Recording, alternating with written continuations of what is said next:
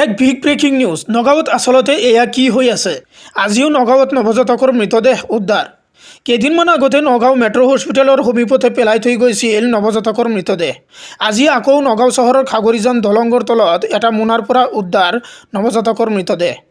স্থানীয় ৰাইজে প্ৰত্যক্ষ কৰি আৰক্ষীক খবৰ দিয়ে। কোনো পাষাণ হৃদয়ৰ লোকে নিজৰ অপকৰ্মৰ কথা লোকৰ চকুৰ আগৰ পৰা আঁতৰ কৰিবলৈ এই নৱজাতকক দলিয়াই থৈ যোৱাৰ সন্দেহ উপস্থিত ৰাইজৰ। পিছে কি ক'লে শুনক ৰাইজৰ মুখৰ পৰাই। ঘটনাটো কি হৈছে মানে মই মাছবজাৰত কাম কৰোঁ। মাছবজাৰৰ পৰা এতিয়া গৈ আছোঁ। মাছবজাৰৰ পৰা গৈ আছোঁ যাওঁতে টমটমত এই চাইছোঁ ইমান কিডনী ভিৰ হৈ আছে। পিছত মানুহে কৈ আছে ল'ৰা ইয়াৰ ছোৱালী এটা পৰি আছে। পিছতকে মই কৈছোঁ চাওঁ তলত চাইছোঁ মানে এটা সৰু বাচ্চা ল'ৰা ছোৱালী কোনোবাই পেলাই থৈ গৈছে। এতিয়া নাজানো হা নাজানো ক'ৰ পৰা পেলাই থৈ গৈছে। সৰু কেঁচুৱা সৰু কেঁচুৱা উঠাই দিছোঁ, ময়ে উঠাই দিছোঁ এইখিনিৰ পৰা। মই দেখাই দিওঁ আহক, অকণমান কেমেৰাটো ইফালে দেখাই দিওঁ।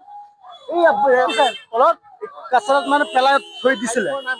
মোৰ নাম হ'ল ছবিকুল ইছলাম। এই জাগাটোৰ নাম খাগৰিজান কলেজ। মানে মই ঘৰত গৈ আছোঁ, মানে ইমানগাল মানুহ চাইছোঁ যে মানে মই ভাবিছোঁ কি হ'ল পটককে। মই ভাবিছোঁ অকণ মই নামি চাওঁ, চাইছোঁ ল'ৰা এটা পৰি আছে। মই ভাবিছোঁ অকণ পুলিচক হেল্প কৰি দিওঁ। মই পুলিচক দি দিছোঁ চব। পুলিচ আহিছে, মই পুলিচক ধুনীয়াকৈ দেখাই মই ফটো মাৰি ৰাখি দিছোঁ। ফটো মাৰি তাৰ পৰা উঠাই পুলিচক দি দিছোঁ।